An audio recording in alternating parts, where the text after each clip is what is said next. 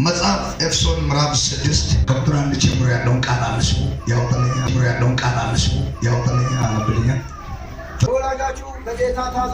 ለወላጆቻችሁ ለጌታ ታዘዙ።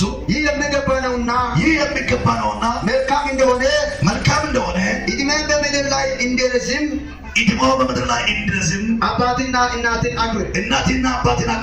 እሱም የተስፋ ቃል ያሉት ፊተኛይቱና ትእዛዙን ናት።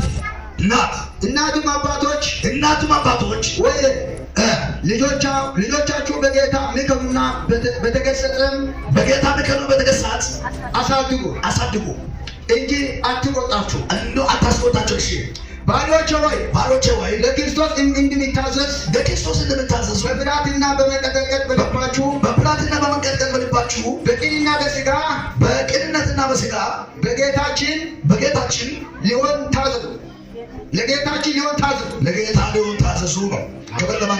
ምዕራፍ ወደ ኤፌሶን ሰዎች ምዕራፍ 6 ከቁጥር 1 ነው የሚያነብልኝ። ልጆቼ ሆይ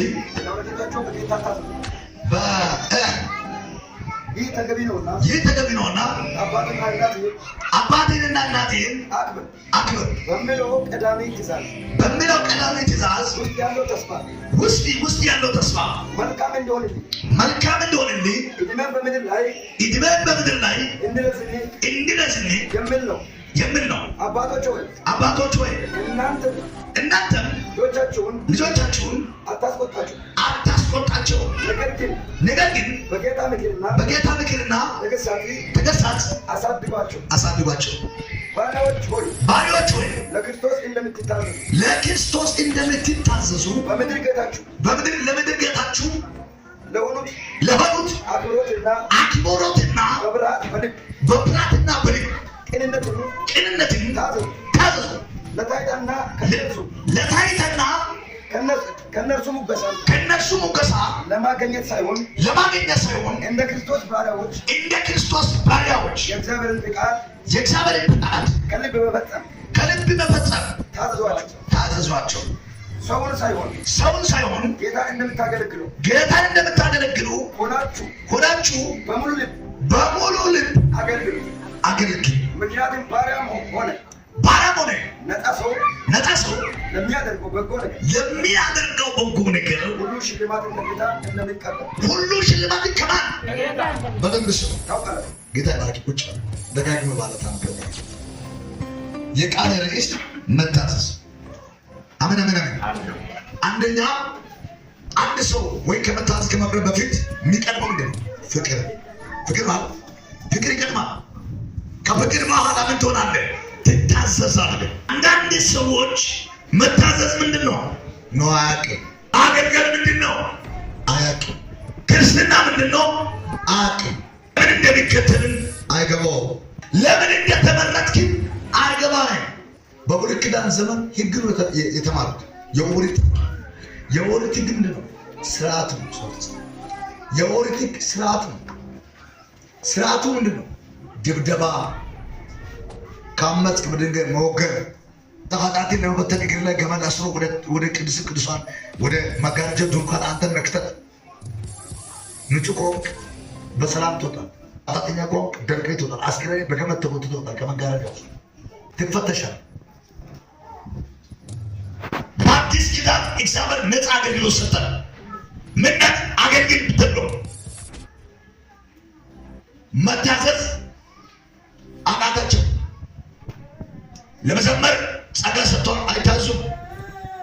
ለመጸለይ ጸጋ ሰጥቶን አይታዙም። ለመስበክ ጸጋ ሰጥቶን አይታዙም። ልባቸው በትዕቢት በቁጣ የተመረጠው ምርጫቸውን ጎን አልነካለሁ። ምርጫዬን መጀመሪያ በደንብ ያውቀው ለነካለሁ። ሁለተኛ ጥሪን አረጋግጠው ያውቀው። ሶስተኛ በደንብ ስማ በለው። አራተኛ ቁም በለው።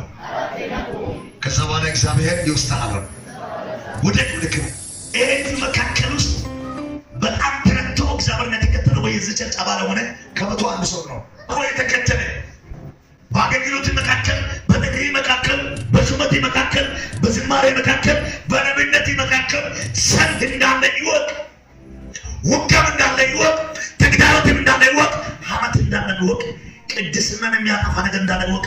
አውቄ ተከተል። አለዛ ጥዋ ልሳን ተናገሪ ከሳጣላ ጠጥቶ ትበጠበጣለህ። ክርስትና አልብነት አቋም ዜሮ ሙቀት ብቻ በሞላበት ማጃቱ ራባሳ ማጃና ልሳን ተተለ ሙቀት ጊዜ የምትጸልየው ክርስትና ቸከር የለም የለም። ጥዋት በጣም ጨፋሪ ከሰዓት ተደባዳቢ ነው። በአይምሮ ጀቅ በመንፈስ ዓለም ስል ባዶ የምትከተለው አምላክ በደንብ ይወቅ። ጣዖት ከሆነ ግን እዛ መስዋዕት የከበል ቀጥል። ወይ ሲሆን ወይ እግዚአብሔር መንግስት ሁለት አይነት ነገር ይዘህ መከተል አለ። እኔ የሲሆን ነኝ፣ የእግዚአብሔር መንግስት ነኝ። ተከተል። ክርስትና አገልግሎት ጥሪ የእግዚአብሔር መንግስት እንጂ የሰው መንግስት አይደለም። አገልግሎት የእግዚአብሔር መንግስት ነው። ቃል የእግዚአብሔር መንግስት ነው። የእግዚአብሔር መንግስት የተከተለ ሰው የእግዚአብሔር መንግስት አጥር ናት።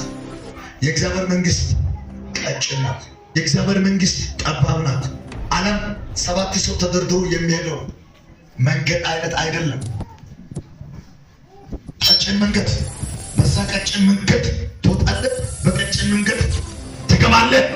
እግዚአብሔር በሚመጣ መከራ ሁሉ ይከለላል።